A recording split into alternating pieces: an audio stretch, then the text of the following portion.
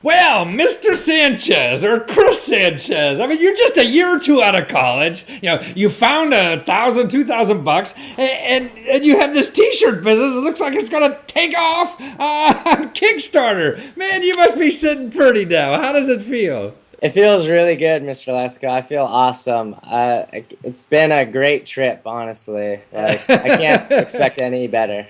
Well, I guess talking to you earlier, I feel the enthusiasm for not just learn how to feed yourself, which is important at your age, Yeah. and learning to do something, that to take you off somebody else's payroll, but the environmental aspect of this just seems huge, which I never knew. I mean, you're saying that this thing. Every T-shirt takes up 700 gallons of water to make? Yeah, exactly. It's Wow. a really thirsty crop, to say the least. It's one of the worst plants. I must have 20 of these things upstairs that I never wear. Exactly, and everyone thinks, T-shirts are, because they're so cheap, they're disposable. Yeah. But I mean, we don't have enough resources to be expending like that. That's almost 1,000 gallons of water just for a T-shirt. God, Exactly, yeah. That's incredible. So what you're doing now is taking old T-shirts and fixing them up, right? Recycling them, and to jazzy-looking clothing line. Yeah, basically, I think the term's called upcycling. We take something Upcycling. that's used old and then make it something that's new and better, and then we're Wow, bring it to great the public. idea. Can you do that with an old wife or what? I wish, yeah. That's a good term. I think that's plastic surgery, though, I guess. Upside. So you're finding old T-shirts. Is it hard to find old T-shirts? Actually, no. There's a ton of T-shirts. We go through a textile recycler. I see. And they have like bales, like I huge. see. Yeah, I see the pictures on your website. I mean, this is like Because when you donate a T-shirt, it goes to Goodwill, but Goodwill can't sell through to the public because they only can sell so many shirts. So they sell it to these guys who sell it down the line. I see. So selling they it to, do like, it downstream for them, huh? Yeah. And they get big enough, quantity, I guess, by being in the middle or whatever.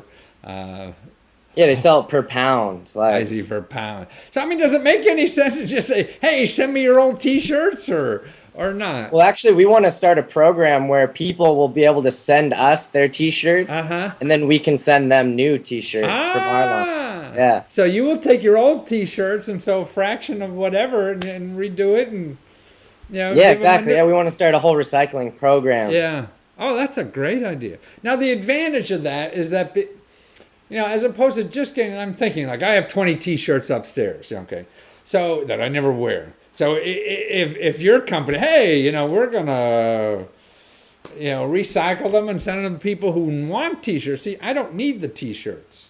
So is there a way? Yeah, you have all the suits. Yeah. Pardon me? Yeah, I wear have all suits. your question mark suits. I'm not going to send you a suit. So is there a way to, does that make any sense, to get rid of your old T-shirts because, you're saving whatever by doing that? Well, I mean, I don't know. I can't speak for everyone, but in California, pretty much T-shirt is the casual. It's what everyone wears. Like people wear it. You need 20 T-shirts out there, right? Yeah. So like, instead of buying a new T-shirt, which takes up new cotton, and that's where the problem runs, we're basically making old shirts new and selling that. So instead of buying a new shirt, buy our shirt, and you're gonna save 700 gallons. 700 gallons, but also that pesticide thing. Now that was very interesting too. I mean, I didn't realize that 25% of all the pesticides used on cultivated lands is for cotton, right? Yeah, 25% of all the pesticides used in the world are used on cotton. Wow. And cotton's only 3% of what we grow. Wow. So that's like America with energy. We only have X% of the people, but we use 1,000% of the energy, huh? Exactly. And then the pollution ends up in the water supply and poisons even more water. So it's pretty bad crop, and so that's why these are big problems you're solving with just being a t-shirt business, you know. No, exactly, yeah. And, so are you going after a good salary or the Nobel Peace Prize? I'm just not sure. I'd rather have the Peace Prize. I mean, it comes with $1 million too. So. Oh, that's terrific. And you did it with just a few $1,000, and now you have all these customers that want this T-shirt already. You're only a week into your fundraising or whatever they call it on Kickstarter, and it looks like you're going to make it easily, right? Yeah, I mean, I know we'll get to the end. We'll get what we're asking for, so I'm not too worried. And what is the money for? I mean, just to have... Well, see, the thing is, we're dealing with these huge textile recyclers, and they don't really do business with like a small entrepreneur. Me and my partner like walked in there, and they didn't even want to like blink an eye at us. They were like didn't even want us. How many million do you want, right? Yeah, exactly. So they sell by millions of pounds. Like, I see. And you got 12 shirts. Yeah, they go through. I think it was like a couple million tons a year. Wow.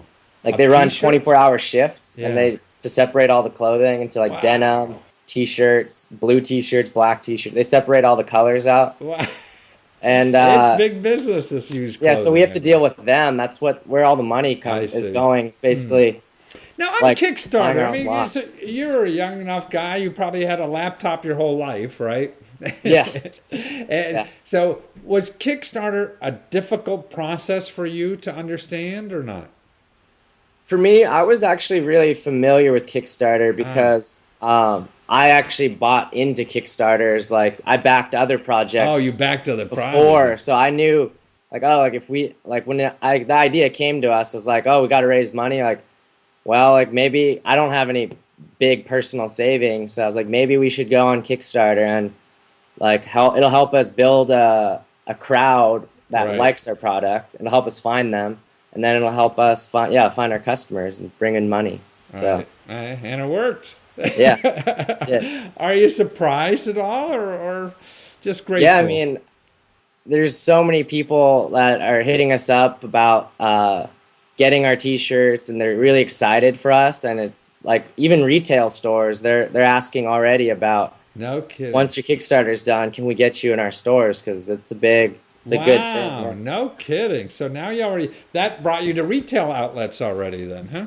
Yeah, exactly. It introduced us to so many people. Like it really got us out there. Even if we aren't successful, we know like there's already people on the other side of Kickstarter that want to buy our products. So you found that there's a market for this, whether it's successful on Kickstarter or not. Yeah, exactly. Yeah. It's about getting exposure to us, and like we're getting out there. And we weren't doing it just by talking to our friends only. So now we got a huge public backing behind us. That's terrific. Well, I mean, you're going to inspire other 22-year-old or 3-year-olds or 5-year-olds or whatever you are to go out and do something unique that you don't get a chance to do in large organizations, and to really show what you got.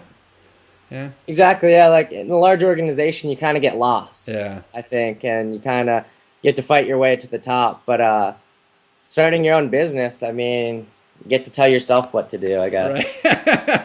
Right. Yeah, sometimes you have to work for an idiot, though. Yeah. Well, thank you so much, Chris. You're a terrific person, and I'm sure I'll see you in my local, Macy's or whatever after this Kickstarter is done. Thank you for the interview, Mr. Lesko. Thank you again.